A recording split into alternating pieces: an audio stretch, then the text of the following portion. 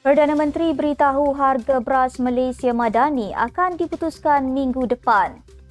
Ustaz PAS bidas taktik kerajaan Madani manipulasi harga beras. Amar Abdullah dakwa peranan Mahkamah Syariah kini kembali kepada zaman awal kemerdekaan. Beberapa ketua bahagian UMNO Johor tidak senang dengan rombakan portfolio.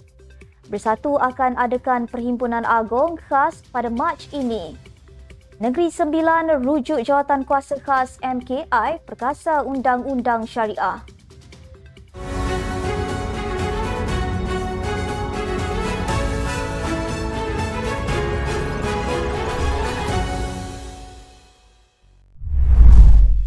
Bismillahirrahmanirrahim. Assalamualaikum warahmatullahi wabarakatuh dan salam Malaysia Madani. Bersama saya Asma Ismail dalam Netstat News edisi tengah hari 16 Februari 2024 bersamaan 6 Syakban 1445 Hijrah.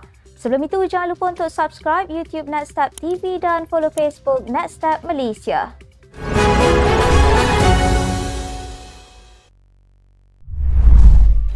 Isu harga kawalan beras akan menjadi salah satu agenda utama pada mesyuarat jawatan kuasa pemantauan pelaksanaan Majlis Tindakan Sara Hidup minggu depan. Perdana Menteri Datuk Seri Anwar Ibrahim berkata, mesyuarat yang sepatutnya bersidang lebih awal ditangguhkan ke minggu depan bagi memasukkan hal yang lebih mendesak seperti harga kawalan beras. Datuk Seri Anwar turut mengingatkan orang tengah agar tidak mengambil keuntungan yang terlalu tinggi kerana ini akan menyebabkan harga di pasaran melambung. Pada 14 Februari lalu, Datuk Syed Abu Hussein Hafiz Syed Abdul Fasal yang mengetuai jawatan kuasa berkaitan isu menangani harga makanan dan kos sara hidup bawah nakol mengumumkan pengenalan beras putih Malaysia Madani pada harga RM30 satu kampit berkuat kuasa 19 Februari dan pengguna boleh mendapatkannya di pasaran bermula 1 Mac ini. Beliau berkata, dengan nama baharu itu, kategori beras putih tempatan SST dan beras putih import SSI dimansuhkan. Syed Hussein berkata, cadangan itu dikemukakan kepada Datuk Seri Anwar dan dipersetujui untuk dilaksanakan.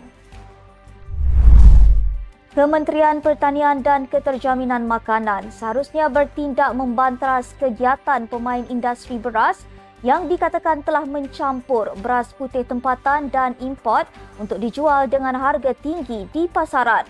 Ketua Pemuda PAS Negeri Selangor, Ustaz Muhammad Sukri Omar berkata, misteri ketiadaan beras putih tempatan dalam pasaran diakui sendiri oleh pengerusi Majlis Tindakan Sara Hidup Negara, Datuk Syed Abu Hussein Hafiz Syed Abdul Fasal. Ahli Parlimen Bukit Gantang tersebut telah diberikan mandat oleh Kerajaan Pakatan Harapan Barisan Nasional PHBN untuk mengumumkan harga siling beras bermula 1 Mac 2024 atas kapasiti jawatan dilantik itu. Ustaz Sukri yang juga Ketua Pengarah Pilihan Raya Pemuda PAS Malaysia menyifatkan pengumuman oleh Syed Abu Hussein itu hingga menenggelamkan fungsi Menteri Pertanian dan Keterjaminan Makanan Datuk Seri Muhammad Sabu.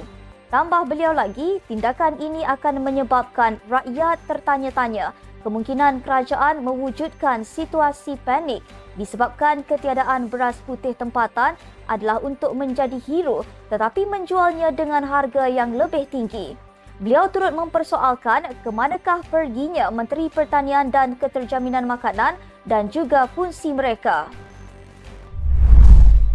Naib Presiden PAS Datuk Muhammad Amar Abdullah mendakwa Mahkamah Syariah pada ketika ini seakan-akan tiada nilai kerana enakmen jenayah syariah telah batal dan tidak sah ekoran kes petisyen Nik Alin Zurina Nik Abdul Rashid yang diputuskan Mahkamah Persekutuan Putrajaya minggu lalu. Katanya, keadaan dan peranan Mahkamah Syariah kini kembali kepada asal seperti di zaman awal kemerdekaan di mana ianya hanya memfokuskan bab nikah, cerai, harta pusaka dan penyusuan. Sedangkan menurutnya, negara sudah merdeka lebih 66 tahun yang sepatutnya dalam tempoh masa tersebut, kuasa Mahkamah Syariah sudah dinaik taraf dan dikukuhkan lagi agar lebih atau sekurang-kurangnya setanding dengan Mahkamah Sivil. Oleh sebab itu, ujar beliau, rang undang-undang RUU untuk meminda Akta 355 iaitu menaik taraf bidang kuasa jenayah di Mahkamah Syariah, namun usaha tersebut terhenti di tengah-tengah jalan kerana Parlimen dibubarkan pada tahun 2022. Muhammad Amar mendedahkan pada bulan Ogos 2022 secara dasarnya Kabinet Kerajaan yang turut dianggotai PAS ketika itu telah pun bersedia membawa RUU ke Parlimen untuk meminda Akta 355 bagi memperkasakan Mahkamah Syariah. Yang di-Pertua Dun Kelantan itu berkata, apabila berlaku keadaan demikian, ia memperlihatkan Mahkamah Syariah telah menjadi hina dan Sultan menjadi rendah disebabkan institusi tersebut berada di bawah bidang kuasa Sultan. Beberapa ketua bahagian UMNO di Johor tidak senang dengan rombakan portfolio Exco negeri baru-baru ini kerana menurut mereka, pemimpin-pemimpin lain yang lebih layak tidak mendapat tempat dalam barisan pentadbiran negeri. Memetik laporan sebuah portal, seorang ketua bahagian yang enggan namanya disiarkan berkata, rombakan itu sepatutnya melibatkan lebih ramai ketua bahagian.